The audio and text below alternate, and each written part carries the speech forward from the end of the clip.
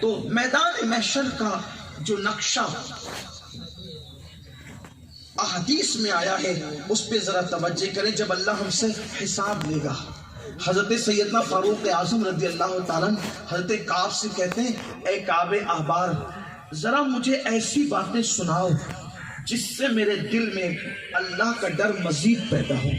حالانکہ فاروق اعظم اللہ سے اتنا ڈرتے تھے کہ آپ اللہ کی خشیت اور اللہ کے خوف سے جو روتے تھے تو آپ کے مسلسل اللہ کے خوف سے رونے کی وجہ سے آپ کے چہرے پر آنسوؤں کے نشان پڑ گئے تھے، مسلسل رونے کی وجہ سے.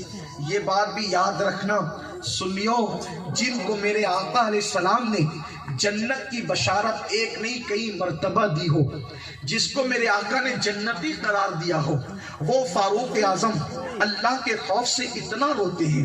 افسوس تو اسی بات پر ہے کہ وہ لوگ نیکی کر کے بھی اللہ سے ڈرتے تھے، اور ہمارا حال یہ ہے ہم گناہ کر کے بھی اللہ سے نہیں ڈرتے. ہم نے مسجدوں کو ویران کیا پھر بھی بے خوف ہے، ہماری زندگی میں راتوں کے جرائم ہیں پھر بھی بے خوف ہے، لوگ سود کھا رہے ہیں پھر بھی بے خوف ہے، لوگ گالیاں دے رہے ہیں پھر بھی بے خوف ہے، لوگ اللہ کو ناراض کرتے ہیں پھر بھی بے خوف ہے. اللہ اللہ جن کی زندگی عبادتوں میں گزرتی تھی، جن کی زندگی تقوی اور طہارت میں گزرتی تھی، وہ اللہ سے کتنا ڈرتے تھے. اللہ اللہ فاروق اعظم اتنا روتے ہیں اللہ کے خوف سے، اتنا روتے ہیں کہ چہرے پر آنسوؤں کے نشان پڑ گئے ہیں. آپ جانتے ہیں یہ کوئی کہانی قصہ تو نہیں بلکہ حدیث پاک میں ہے، اور چہرے پر آنسو کے نشان اتنی آسانی سے تو نہیں پڑ سکتے.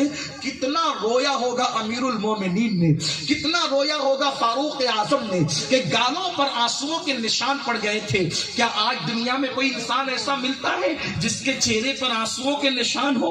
اللہ اللہ میرے پیارے آقا صلی اللہ علیہ وسلم کے پیارے دیوانوں، جنہوں نے آخرت کو سمجھا، جنہوں نے آخرت کو محسوس کیا، اور جن کو اللہ کی معرفت نصیب ہوئی، وہ آخرت کو یاد کرتے رہے. اور فاروق اعظم اسی خوف پر بس نہیں کرتے، بلکہ آج کل تو اگر خوف خدا کی گفتگو ہو تو لوگ کہتے ہیں یار کب یہ بس کریں، اس لیے کہ بہت ڈرایا جا رہا ہے، بہت خوف دلایا جا رہا ہے. لیکن ایک بات میں آپ کو ضرور بتاؤں گا، اللہ کا جو بھی نبی آیا وہ قوم کو ڈرانے کے لیے آیا.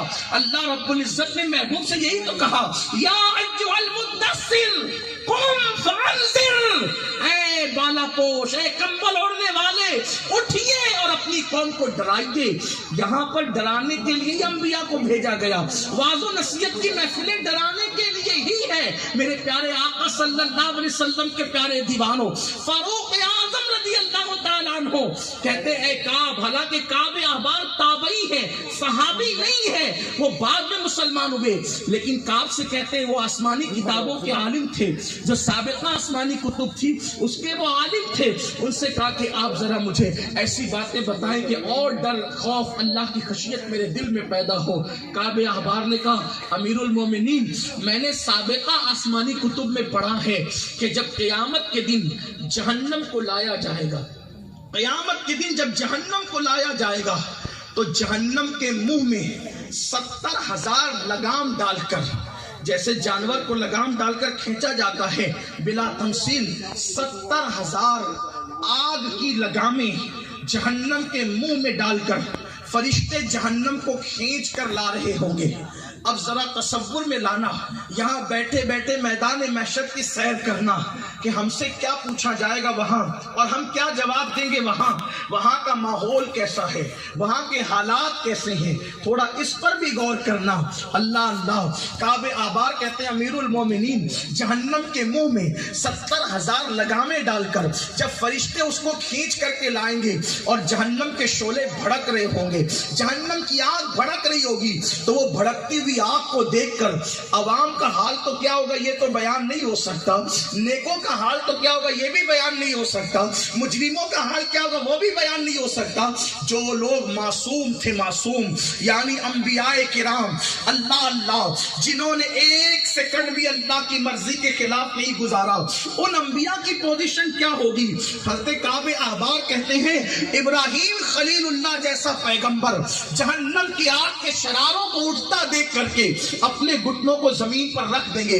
کون؟ ابراہیم خلیل اللہ، جو صرف کسی مسجد کے متولی نہیں تھے، اللہ کے لیے جس نے کعبہ بنایا، وہ ابراہیم خلیل جس نے اللہ کی محبت میں اپنے اکلوتے بیٹے کی گردن پہ چھری رکھ دی، وہ ابراہیم خلیل جس نے اللہ کی رضا کے لیے اکلوتے بیٹے کو اور پیاری بیوی کو وادی غیر ذی زرع میں پہنچا دیا، وہ ابراہیم خلیل جس کو اللہ نے اپنا خلیل کہا، وہ ابراہیم خلیل اللہ اپنے گھٹنوں کو زمین پر رکھ کر کہیں گے اس جہنم کی آگ کو دیکھ کر، اے اللہ آج تیرا ابراہیم کسی کے لیے کچھ نہیں مانگتا، اللہ میں صرف اپنے لیے امان چاہتا ہوں، آج تم مجھے امان دے دے۔ رات کی تاریکیوں میں اجنبی لڑکیوں سے فون پر لمبی لمبی ناجائز اور حرام گفتگو کرنے والے ذرا تصور تو کریں، جس نے اپنی بیوی کو اللہ کی خاطر وادی غیر ذی زرع میں چھوڑا تھا، وہ ابراہیم خلیل کہیں گے اے اللہ آج میں صرف اپنے لیے امان چاہتا ہوں، کسی کے لیے کچھ نہیں چاہتا۔ حضرت موسیٰ کلیم اللہ کعبہ احبار کہتے ہیں اپنے گھٹنوں کو زمین پہ رکھ کر کہیں گے مولا جو مجھے طور پہ بلا کر تو مجھ سے راز کی پیاری پیاری باتیں کرتا تھا، من جانب الطور الایمن وقربناہ نجیہ، ذرا طور کے دائیں طرف آ تاکہ میں تجھ سے راز کی باتیں کروں، تو مجھ سے سرگوشیاں فرماتا تھا مولا، آج اس کلام کا واسطہ، اس محبتوں کا واسطہ مولا آج تیرا موسیٰ کسی کے لیے کچھ نہیں مانگتا، صرف اپنے لیے امان مانگتا ہے۔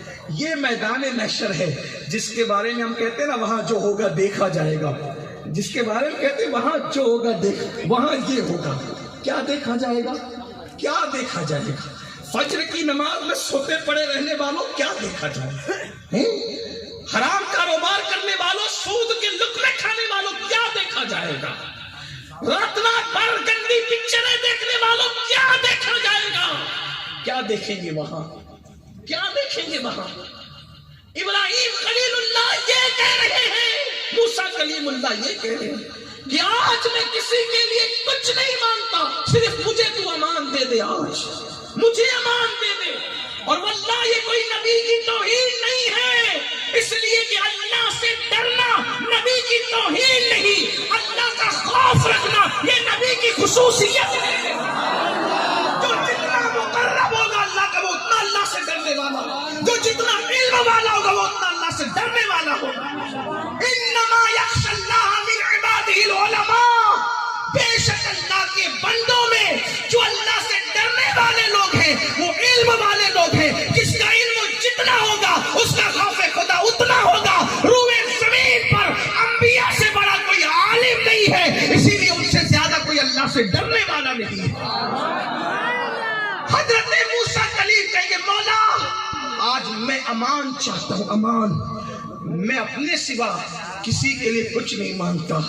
کعبہ احبار کہتے ہیں امیر المومنین جب عیسیٰ علیہ السلام وہ جہنم کی آگ کے شعلے دیکھیں گے تو وہ بھی اپنی پیشانی کو زمین پہ رکھ کر کہیں گے، ان کے جملے کیسے ہوں گے؟